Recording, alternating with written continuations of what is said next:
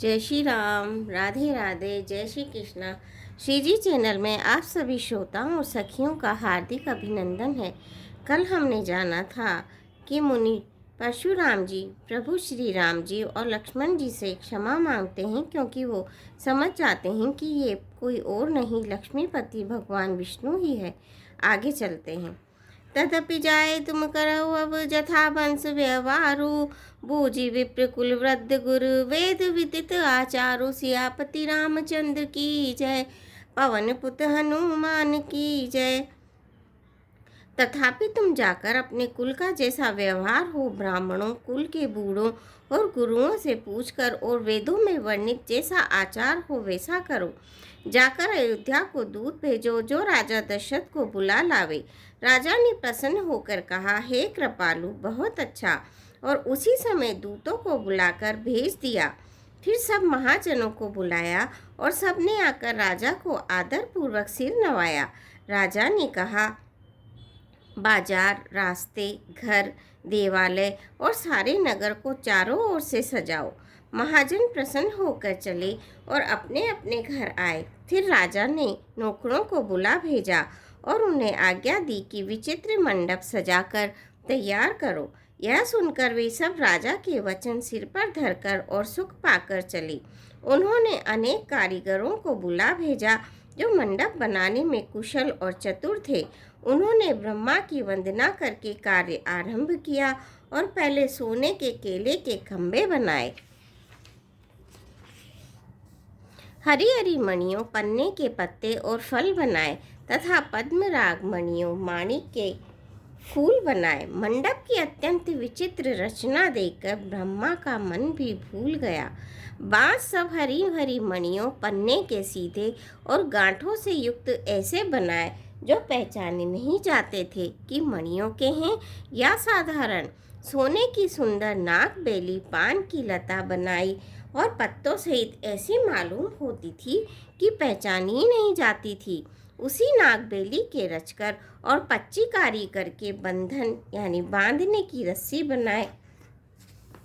बीच बीच में मोतियों की सुंदर झालरें, माणिक, पन्ने, हीरे और फिरोजे, इन रत्नों को चीर कर, कोर कर और पच्चीकारी करके इनके लाल, हरे, सफ़ेद और फिरोजी रंग के कमल बनाए।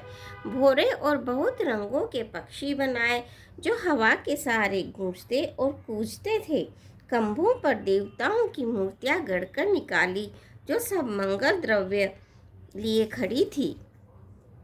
गजमुक्ताओं के सहज ही सुहावने अनेकों तरह के चौक पुराए।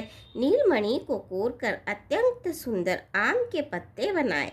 सोने के बोर, आम के फूल और रेशम की डोरी से बंधे हुए पन्ने के बने फलों के गुच्छे सुशोभित हैं। ऐसे सुंदर और उत्तम बंदरवार बनाए मानो कामदेव ने फंदे सजाए हों। अनेकों मंगल कलश और सुंदर ध्वजा, पताका, पर्दे और चमर बनाए जिसमें मणियों के अनेकों सुंदर दीपक है। उस विचित्र मंडप का तो वर्णन ही नहीं किया जा सकता जिस मंडप में श्री जानकी जी दुल्हन होगी। किस कवि की ऐसी बुद्धि है जो उसका वर्णन कर सके।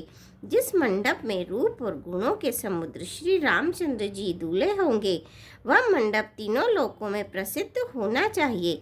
जनक जी के महल की जैसी शोभा है, वैसी ही शोभा नगर के प्रत्येक घर की दिखाई देती है। उस समय जिसने तिरहुत को देखा, उसे 14 भुवन तुच्छ जान पड़े। जनकपुर में नीच के घर भी उस समय जो संपदा सुशोभित थी, उसे देखकर इंद्र भी मोहित हो जाता था। जिस नगर में साक्षात लक्ष्मी जी कपट से स्त्री का सुंदर वेश बनाकर बसती है, उस पुर की शोभा का वर्णन करने में सरस्वती जी और शेष भी सकुचाते हैं। जनक जी के दूत श्री रामचंद्र जी की पवित्र पुरी अयोध्या में पहुँचे। सुंदर नगर देखकर वे हर्षित हुए। राजद्वार पर जाकर उन्होंने खबर भेजी। राजा दशरथ ने सुनकर उन्हें बुला लिया। दूतों ने प्रणाम करके चिट्ठी दी। प्रसन्न होकर राजा ने स्वयं उठकर उसे लिया। चिट्ठी बाँचते समय उनके नेत्रों में जल, प्रेम और आनंद के आंसू छा गया।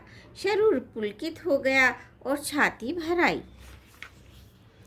हृदय में राम और लक्ष्मण है, हाथ में सुंदर चिट्ठी है। राजा उसे हाथ में लिए ही रह गए, खट्टी मीठी कुछ भी न कह सके।